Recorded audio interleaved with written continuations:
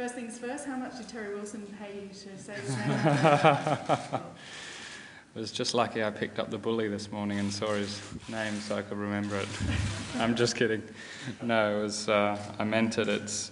Those kind of honours are amazing.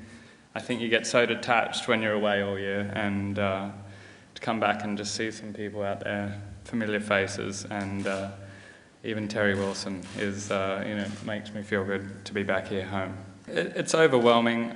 I think you don't spend much time thinking about it. So it's a little bit of a surprise, and so quickly the Masters finishes and you're into the next tournament, the Players Championship, and you don't win that, so then you're back working again, and I think you move on from winning the Masters and enjoying that moment quite quickly, because there are many other things to achieve. But I think it's a nice reminder of what I was able to accomplish there in April, and I'll certainly enjoy being home for a month and celebrating with everyone. I think this is the most important event for me down here in Australia. It's the one I haven't won, and it'll be a great week to do it at a new venue here at Royal Pines, which is somewhat a home game for me. So I'm excited about this week. I really want to play well and give myself the best chance I can to be competitive, and I like where my game's at, so we'll see what the next few days throw up. I guess in some ways it is, and in other ways, well, yeah, if in any way it is, it's a life changer, I guess. I think all the great things that come from winning the Masters are still yet to happen. For me as a golfer personally, I think knowing I'm going back there for the next, hopefully, 50 years or something, being involved with that golf club and that golf tournament for that amount of time, and going to the Champions Dinner, attending with the legends of the game, are going to be the big things that I feel like are life changers, just being a golfer and loving the game. So I look forward to that a lot. Lots of other little things, but for me, that's the big stuff that I think will make a difference for the rest of my life. The course is looking great. It's shaped up even better than it was last week. I was really, really happy with the condition of the golf course when I played last Friday. Today, the greens are rolling even better. They've done a great job. I'm sure it's been a lot of hard work for the ground staff here, but it's looking superb. They haven't had a lot of water here, or a lot of rain here in the last few months, so they've done a great job keeping it in good shape. It's playing a lot tougher than I anticipated, and I think we're in for a pretty good challenge this week. Yeah, I think it suits my game. If you play well, any course can suit your game, so that's what it kind of comes down to. But you're going to have to, it's going to ask more questions than just holding putts this week. You're going to have to hit some fairways. The greens are really firm, and to hit some precise irons, you're going to need to be hitting out of the fairway. Yeah, hopefully we get a great turnout. I think it's an exciting week. It's a great week to start off a month of golf down here, and I've got plenty of friends and family, so my renter crowd's going to be good this week, and hopefully a few more turn out, but it should be a good atmosphere to play golf this week for me. I think it's just been development, like you said. It's a process. I think I had to identify what was missing in my game at the big events. That was the bit that annoyed me, is I could win tournaments here and there, but I wasn't really a consistent threat at the big ones. And a couple of years ago I sat down and had a pretty good restructure, made some pretty big changes, and kind of took control of things a little better. Had some great guidance, and my coach has played a big role in that. We work really closely, and I think we've just kind of got our heads in the process. And for a while the process wasn't about results, it was about just doing the work, and the results would come, and now the results are coming. We're going to keep doing that same thing and see how far I can take it. I think I've always put a little bit more pressure on myself playing back in Australia. For a long time I hadn't won a tournament down here, and that's not the case now. So I come down here a little weight off my own shoulders, I guess. But I expect myself to play well. Every week I play, and I want to contend this week. And like I said at the start of this interview, this is the one trophy down here that I don't have that I really want. To get all three of the big tournaments would be amazing. So I'm going to put the same pressure on myself. I don't think it's any different playing in front of friends or family or playing overseas where I don't know anyone. It's all comes from the pressure that I put on myself, and once I step inside the ropes, I'm not really too distracted by what's going on outside the ropes. I've spoken quite openly that I think my time to achieve is now, so I need to make the most of it. And there are so many good players that I should take advantage of where I sit with my game. And if I'm to achieve what I dreamt of as a kid, I've got a lot of work to do still. So, you know, I need to get busy, and I need to keep winning majors and keep winning tournaments and, you know, keep working this process or this plan that I've got in place to do that. And as long as I keep the intensity in practice and preparation, I think I can win more majors, win another Masters, win Opens, hopefully US Opens and PGAs. I'd love to win the career Grand Slam, or the career Slam, whatever they call it, the 4 majors, and put myself in that really small group of players who have won all 4 majors. I think that'd be a good goal, but that's a long way off at the moment. I've only got 1, so there's a lot of work to do. It was the right move at the right time for me, and you know, everything is changing all the time, and to be with a coach for 10 years is a successful relationship, I believe, but especially in golf and probably in other sports, you know, these things change. It's an important role, and Butch and I had a great run, but it was time for a change, and you know, luckily for me, Brad was there, and it was the right change at the right time, and he's been invaluable to me the last few years.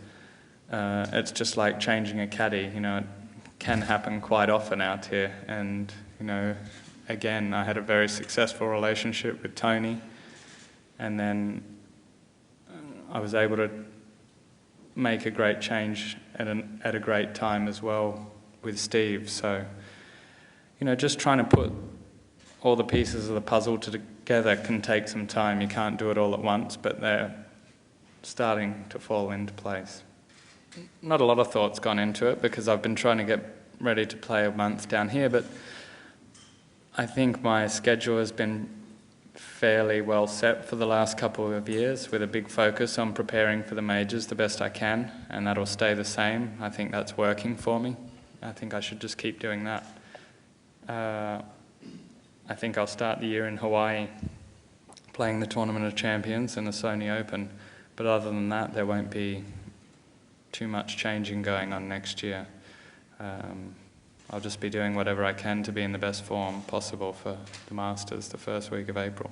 Well, from a personal side of things, I mean, I was so excited to be coming home because it felt like I wanted to come home straight away after winning, but thought if I come home and start celebrating, I might not make it back, and that I don't want to waste this year just with winning the Masters and resting on my laurels a little bit and letting things slip. I wanted to take advantage of the confidence and the momentum and see how far I could push myself this year. And it could have quite easily been a 2 or 3 major win year. I felt I was close again at the Open, and I was hanging around all weekend at the PGA and just didn't quite get over the line. So I was pleased I did that, but I've been excited to get home ever since. And it's been fantastic to be home. Last night was great to kind of share the green jacket a little bit with everybody and a couple of stories. And from a golf side of things, I think, touched on a little bit before, but maybe a little less pressure on me to play great down here, although I think I will play great. I feel good with where my game's at, but just a little less to prove. For a while I've been a top Australian player without a major, and always expecting or wanting to win events down here, but I think a little less to prove after having won a major and maybe shown the mongrel or whatever it was that everyone wanted to see in me. Yeah, I think it's so individual, but it's not a big step. It really isn't. If you're a professional golfer, there's a fine line between the 1000th best player in the world and the 10th best player in the world. It seems like a long way, but I don't think it's that far. Of course, playing in America, there are a lot of advantages and things are set in your favour with practice and preparation and facility and all that kind of thing. But there are opportunities now out of all these tournaments to get your break and get to America or get to Europe or wherever you might want to be, even to One Asia, to get out of Australia. And sure, it is a tough road, and the facilities may not be quite what's handed to us on the PGA Tour every week, and that counts for something for sure. But, I'd tell anyone playing in this event or One Asia or anywhere else that there's an opportunity every week for them. And whether they have to win 1 or 3 events just to get that break, there are those opportunities there now. So it's not as far away as they think it really is. I think a lot can happen in a year. And someone who really, really wants it bad enough this week, next week, and at the Australian Open could have 3 great weeks and find themselves in a World Golf Championship in Akron next year. And I think that's a fabulous opportunity. And one good week in Akron can lead them to the PGA Tour. I mean, that's amazing. It can all turn around so quickly, and I don't think it's as far away as someone might think. Look, the fairways are really firm out there, and I think the driver's just going to run out a little bit. It's a course where I want to attack it, but they've grown the rough in and they've grown the rough up, and like I said before, there's definitely a premium on hitting a fairway to control the shot into the green. So I hit iron a few more times today than I did last Friday, and I think that's probably just getting more into tournament mode than social golf mode. Definitely want to be in the fairways this week. I think the PGA of America is really forward-thinking in the way they approach everything. They're obviously exploring every avenue, and I think that's the right thing to do. I think it's the right thing that the PGA of Australia then get involved, absolutely. If there was a chance of hosting a major in Australia, that would be incredible. I have no idea about the details of any of that kind of stuff, but if I was with the PGA of Australia, I'd be giving them a call pretty quick smart. Yeah, there are plenty. I was saying last night that often I walk past the closet, and if it's just hanging there, I just don't mind slipping it on to wear it around the house for a little bit. It's every time I see it, and I think this is what you've wanted for so long. You've only get it for a year. You may as well just wear it as much as you can. So I've taken it everywhere with me. I think there's been 2 weeks I haven't had it with me since, and 1 week was when it was back at the club, and it's just been the greatest thing to come back to a hotel room even, or your house every day, and the green jacket's there in the closet. It's pretty surreal. Yeah, I don't know that I'll even putt with a short putter. I might just modify the way I putt. I don't know, I haven't really thought about it. It'll be something I think about probably at the end of 2015 to get ready, so for the 16 season. Yeah, well, it's everyone's got to use this as a bit of a springboard to keep the growth of the game going, or get the growth of the game going. With young kids, all these things need to happen occasionally to get a spark into the game. I think the state of Australian golf professionally is in a good place, and a little spark like the Masters might be just what we need at a junior level. And then through the club level, to get some excitement back at the club level golf, with lady golfers as well. We need to target every area, and I think my role in that is winning the Masters and coming back and playing.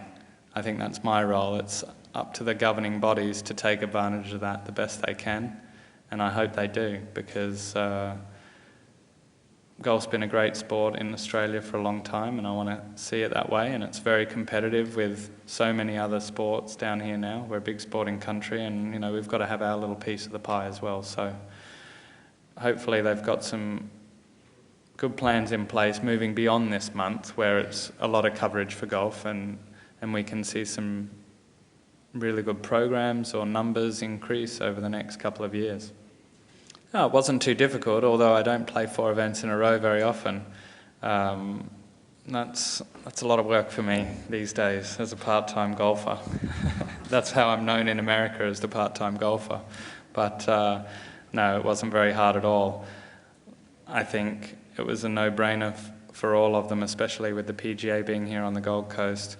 And I think the World Cup's going to be fun, and as long as Jason committed, I was going to commit to the World Cup, because I felt like to have our number 1 and number 2 play the World Cup in Australia and make a big deal about that tournament would be really important. So it was great to see Jason commit, and I think he really understands his position in the game down here too. It's good to see him coming home this year when he's got family and commitments back in America. He's sacrificing, so the decisions aren't very hard, and it's like I was saying out there, when you sit and think about it, the support I've been given here on the Gold Coast, but all around Australia, has been incredible for a long time, and it's a small token to play 4 events and look at the courses we get to play as well, so not very hard decisions at all. Yeah, obviously it's not ideal. It'd be great if we were all playing good all the time, because then maybe they don't need to be over there, but it's getting tough, and they've got to do what they've got to do, obviously. I think we're starting maybe a little bit earlier this year than most. Maybe we've got to push it back, although we're finishing in December anyway. Still, I'm not sure if we've got to start later next year. It all depends. I mean, it's the same situation every year, where you've got a lot of tournaments and not enough dates. And it makes decisions tough for guys. I think all the guys want to come back at some point, but they've got to make sure they've got their playing rights in the States, and that's important for them at the moment. I don't know what the solution is, but potentially it could be a problem, but I think I got faith in the guys that they'll play good enough that it won't be, and they'll be in a position where they can come home. But maybe we've got to play later in the year again. No one's really allowed to wear the green jacket. That's the official answer, Terry, to that one, mate. Thank you, Adam. We know you've got a lot of commitments. No worries. Appreciate you being generous with Thank you very much.